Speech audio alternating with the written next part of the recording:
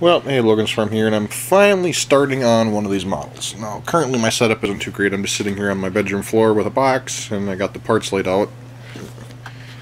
And I've started painting all the black parts anyways. Most of this truck is black, so I'm just painting everything on one side, then I'll go back and flip it and paint the other side, or whatever still needs to be touched up. Probably have to go a couple coats on some of these because they got some lighter spots. Probably can't see it because I don't have the greatest light up here, but I haven't done this for so long I don't remember really the correct way to do it. I'm just painting everything that's on here. Then I'll take everything off and put the truck together. Then I'm sure I'll have to touch up little spots like where they were held on probably, but I can do most of that once it's been put together again. So I'm going through and painting everything that's got to be black. There's still a few pieces over here, and the frame's got to be finished. And I did buy a can of, where did I put it? A can of this model paint spray. I don't know, I wasn't too impressed with it because it sprays such an erratic pattern. Like you can kind of see where I painted there. Like it's really big drops that it sprays, and it sprays so thick. And you can, when I painted this, I started one side, and you can just see it didn't work as well as I wanted it to. So I'm just going to finish the rest of this with just the brush, because actually the paint goes quite a long ways. Then you end up with stuff like this where I had it sitting down, and then got little flat spots where it dried and that because it puddled up, and yeah, it didn't work as well as I wanted it to. So this is just kind of my first test model to get myself back into it again. Got a couple different, 2-3 different assortments of paints, and I got some bunch of tubes of glue and an X-Acto knife for cutting little things that I wanted to cut and stuff like that. Just kind of getting my stuff built back up.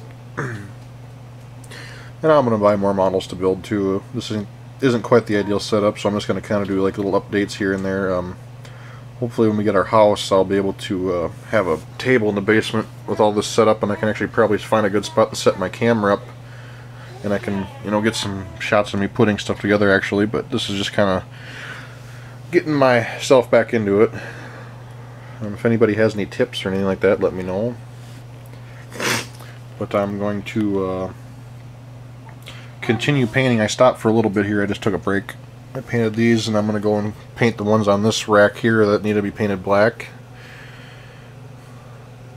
And I don't have all the colors I need to make the truck exactly how it should be, so I'm going to probably change the paint scheme a little bit of the truck. I think the truck's supposed to be, it's supposed to be this purple color, but I don't have purple, so I'm probably going to go with a dark blue.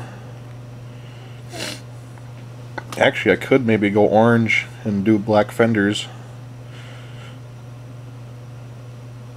There's a couple ideas I can do yet, because I'm going to change the paint scheme up a little bit probably because I don't have the exact colors. I know I could probably mix two, but I'm not going to. I'm just going to use what I got. That's okay. That's the nice thing about models. You can change it up how you need to.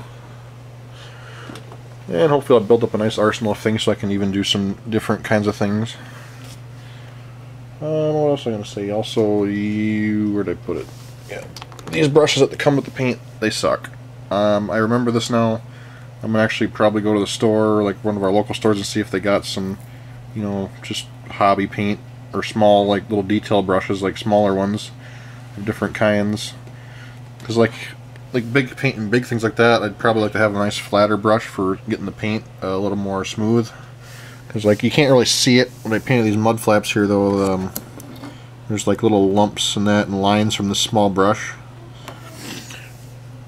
A flatter brush would kind of eliminate that. Also maybe a little smaller tip brush too for getting into smaller spaces like in these little cracks. Because this you kind of got to jab it in there. I mean it ain't such a big deal, but and this brush just isn't, it could be a little bit bigger too for doing a lot of this, because then I can go over things. And but yeah, this is what I got right now. So yeah, I'll probably finish painting things up and then let her sit, and then maybe one of the next videos I do will be me starting to glue it together. So hope you enjoy, guys. Thanks for watching.